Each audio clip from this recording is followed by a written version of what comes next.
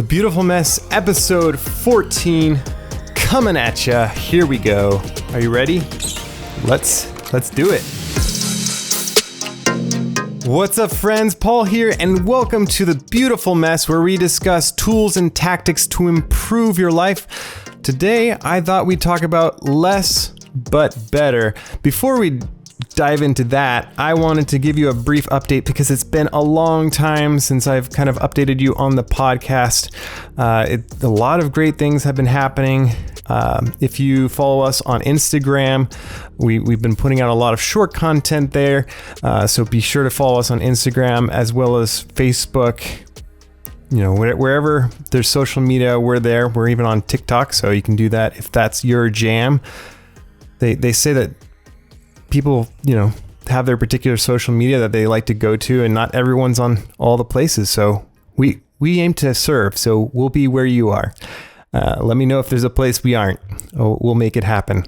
So looking at the stats, we've had a total of 610 plays from a bunch of different countries: United States, India, United Kingdom, Singapore, Puerto Rico, Canada, Germany, Bulgaria, Vietnam, Ghana, Netherlands, Australia, Venezuela, Malaysia, Ireland, Taiwan, Czech Republic. So thank you all for tuning in wherever you are in the world. I'm so glad to have you on this journey. It's been amazing. We started this podcast back in October. Let's see. The first episode was October 28th, 2021. And since then, we've put out 13 episodes. This is number 14, and we're just getting started. I'm super excited for the people coming on.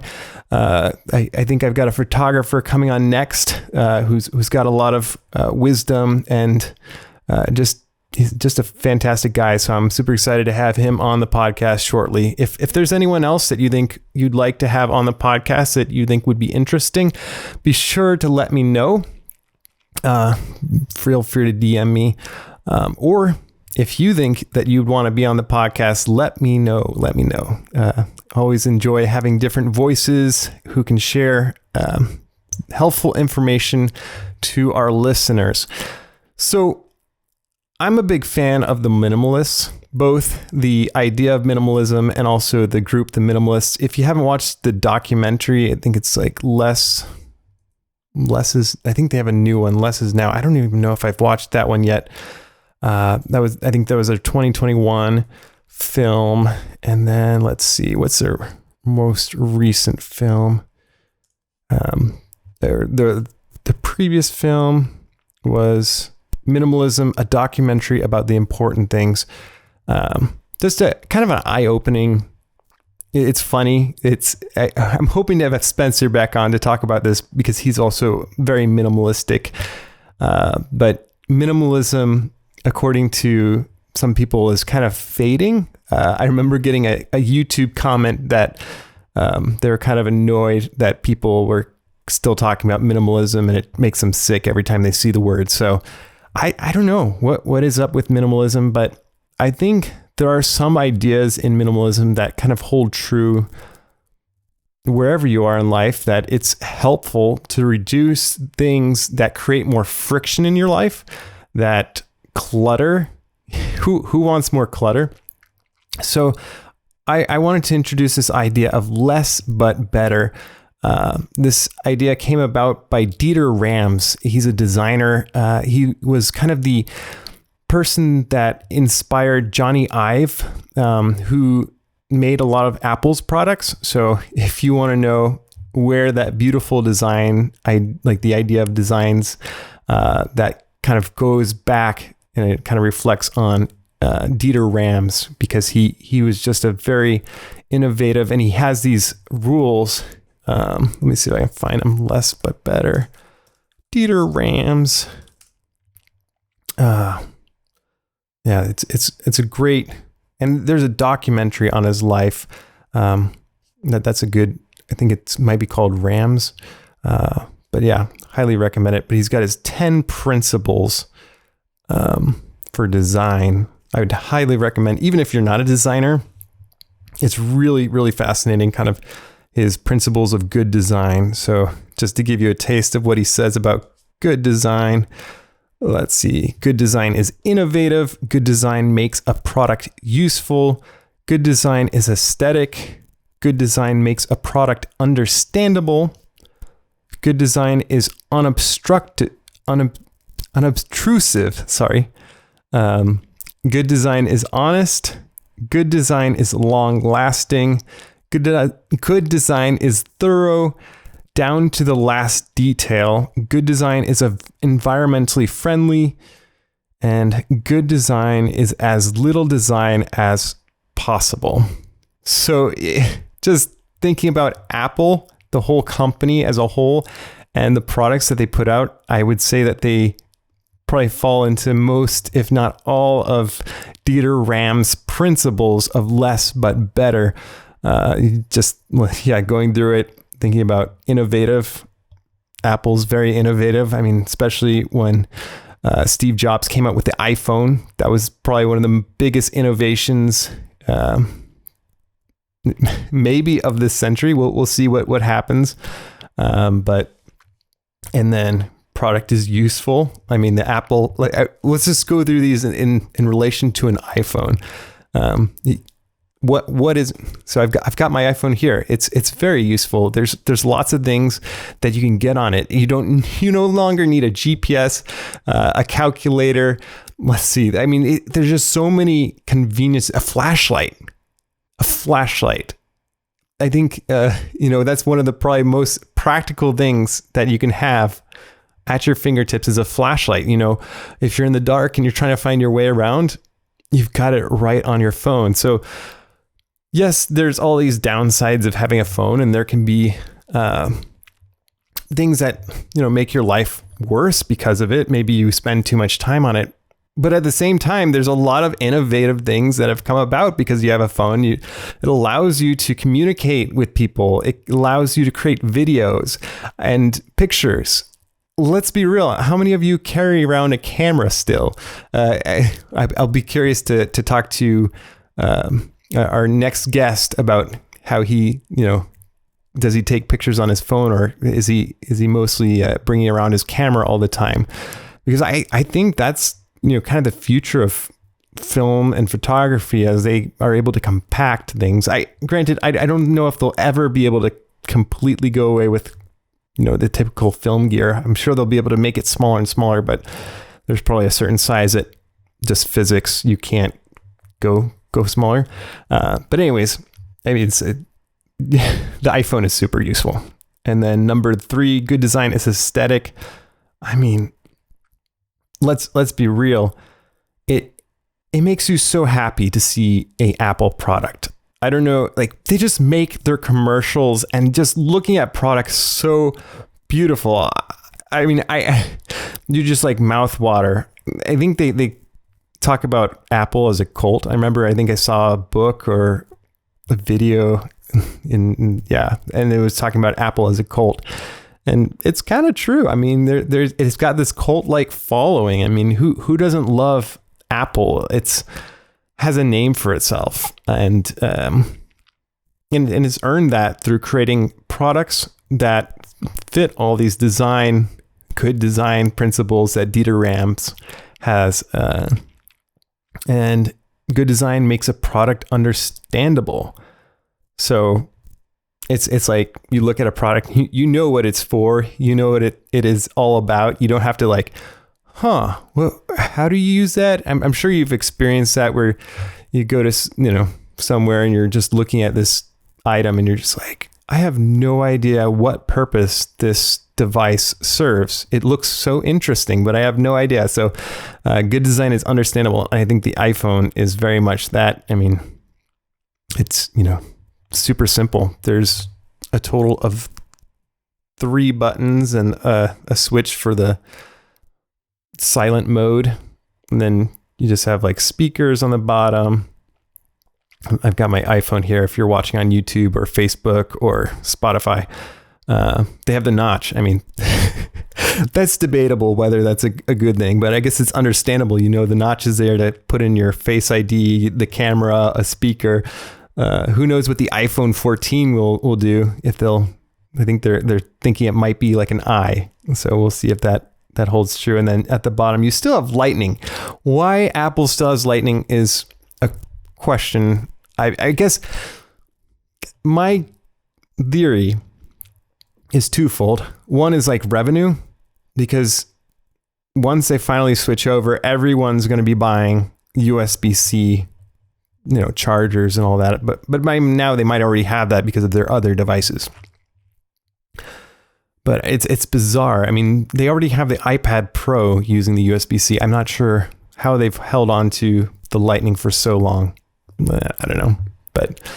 And then I guess for longevity of a device, so it's backwards compatible. If you had a iPhone prior, it's like simple. You already have everything. So it's, I guess, less friction. Good design is unobtrusive. So if you think about it, if, for example, your phone was shaped like a square, that might be a little bit more obtrusive, because then you'd have to figure out how you're going to fit that thing in your pocket if you're able to fit it in your pocket. So it's unobtrusive. And a quote by Jony Ive: "Simplicity is not the absence of clutter. Simplicity is somehow essentially describing the purpose and place of an object and product." So, I mean, Jony Ive, he was the Apple designer for quite some time. He's since retired from Apple, but I mean, he was a very innovative person. Definitely some great designs that he put out during his time at Apple. Good design is honest. Yeah, I would say the Apple product's honest.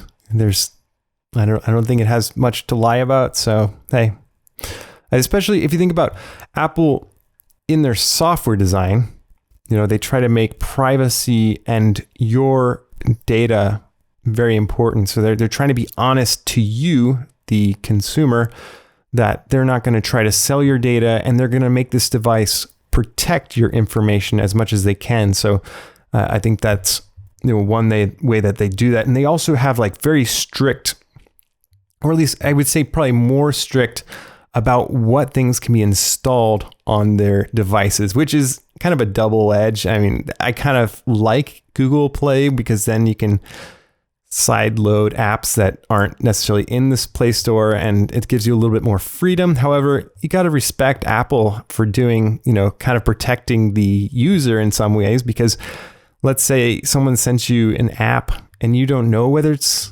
good or not, and you install it, you can end up losing a lot of money, time, energy. So I guess they're looking out for you in some ways. Not to say that you still can't get, taken advantage of with Apple's phones, but I think they make it a little bit more difficult for someone to do that. Good design is long lasting. Yeah. I would say the iPhone falls under that category completely, because as far as smartphones, I did this poll, I think it was on Instagram, or I posted like a picture and I kind of asked people what their thoughts were, because I was considering moving away from Google to iOS. And a lot of people, said, even though it's cheaper oftentimes to get an Android phone, they were saying that when they switched to iOS, they found that it lasted a lot longer. So the value that you got out of that device wasn't necessarily a bad deal, even though it was more expensive to go for the Apple device, because it was just like, you get the whole Apple package and the software updates. I'm surprised how long they support devices. I mean, I think they're going to be releasing the next iOS, and I can't remember which iPhone, but I think it's still one of the numbered ones. So like iPhone 8 or somewhere around, I think iPhone 8, iPhone 7, maybe, I don't know, that they're talking about it will probably still support. So you'll get a lot of the new features for your phone for a long time. So, yeah. Let's see. Good design is thorough down to the last detail. Oh, man. Apple is probably notorious for this. I love when they're showing like the commercial or like the ads for their new products, and they like take you underneath. So it's like it's beautiful, not only on the outside, but like within it. And I remember talking to friends who were talking about how Steve Jobs was kind of meticulous about certain things like fan noise. He did not like fan noise. So he tried to make the Apple products as quiet as possible so that the user experience, your end result is, you're very satisfied with the product. You're not like, computers can be noisy, especially older computers. I remember, some PCs, like you could hear when it was thinking, like it would literally like whatever the sound is. I can't really imitate it, but if you had an older computer, you know exactly what I'm talking about. Like you knew when it was thinking, and you also knew, actually this might have been like a good thing about having that noise, is you knew exactly when it started freezing, because it just kind of made a different sound, or just got frozen into that, like, I'm thinking, but I have nowhere to go. And then you'd have to press Control-Alt-Delete on your PC. Good times. Good design is environmentally friendly. Yes. Apple is definitely environmentally friendly, for sure. I think they definitely take that in consideration, to the point that you do not get a little brick when you buy your iPhone now. You don't get your charging, you have to pay extra for that. I guess it serves two purposes. It's probably makes packaging and things cheaper, but let's be real though. A lot of you probably already have one. Granted, it is nice to get a new one. But think of how much waste, and this is like, maybe I'll have to go on this rant some other day, but think of how much waste happens when you don't really, you just buy something new all the time instead of thinking about replacing,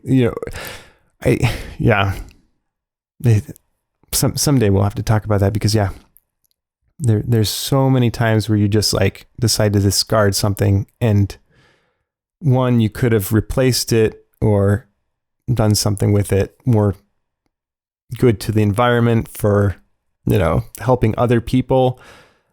So maybe we'll have to talk about that another episode. And good design is as little design as possible. So I'm sure you're familiar with different computers, and some computers, it looks like they're, some kind of alien space station device. And Apple, it's like this pure kind of simplicity. There's not much going on. It's very inviting. There's not much that you have to like wrap your head around. No flashiness. It's just, Apple, good stuff. And I think what you can do, I would recommend go look up Dieter Ram's 10 principles, and maybe start thinking about your life even, and seeing how you can make, kind of apply some of these to your life, like at least the idea of less but better, because often we live in this maximize, bigger is better, and so we try to get as much as we can and pack it into our house. We fill things up, and maybe we need to start thinking like, how can I reduce the clutter and the noise and just simplify? Or maybe the number of apps on my phone, how can I take that down? So my takeaway for you is probably in this episode is think about your life. Not only, maybe if you're designing, definitely check out the 10 principles, but think about and read the book Essentialism. Who's that by? That's another good book.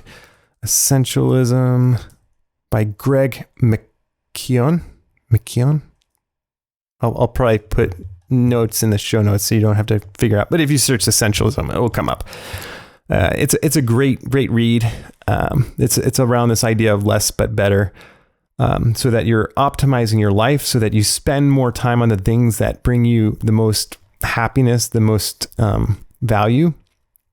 So, and another good book to kind of optimize your life, and I'm trying to do this myself, is James Clear Atomic Habits. And just looking at, for example, if there's something that you do all the time, for example, for me, I have to get my kids to bed every night. And if there's a way to optimize bedtime routines to make it, as least painful for everyone involved, for the kids, for the parents, the better it will be for everyone. And so, think about those things that you do every single day. You wake up every day. Can you tag on, maybe you want to learn more. So you tag on reading for 10 minutes, make it painfully easy. And yeah, I highly recommend James Clear Atomic Habits. I'm making my way through that. It's a great read. Trying to apply those principles myself. So I'll hopefully be able to update you as things go. But, and then repetition. So the things that you repeat are votes for who you want to become. So the idea of less but better can be very helpful for getting clarity of who you want to be and kind of, sticking with it.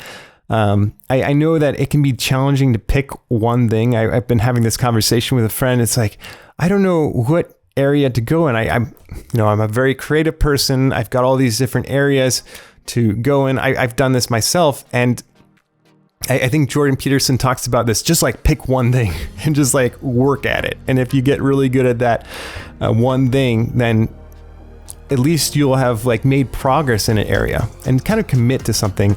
Maybe write out four things that you want to optimize your week even. Make it simple. Maybe it's things that you'll do weekly. For example, one thing that I do every week is I'm trying to get this podcast out to you. So every week I'm going to sit down, I'm going to record this, and I'm going to put it out. So optimize your week to make it the life that you want. You don't have to wait until the perfect time. Just start making those incremental changes, 1% better, and your life will slowly kind of get into the routine that makes sense for you. And even if you realize down the road that it's not where you are, you're going to be much better having built good habits. So encourage you on the journey. Hey, thanks so much for being here as we discuss less but better. If you wouldn't mind, smash that like button if you have a like button. If not, follow, rate, review. I'd love to hear from you. Send me a message, DM me. And till next time, friends, stay messy.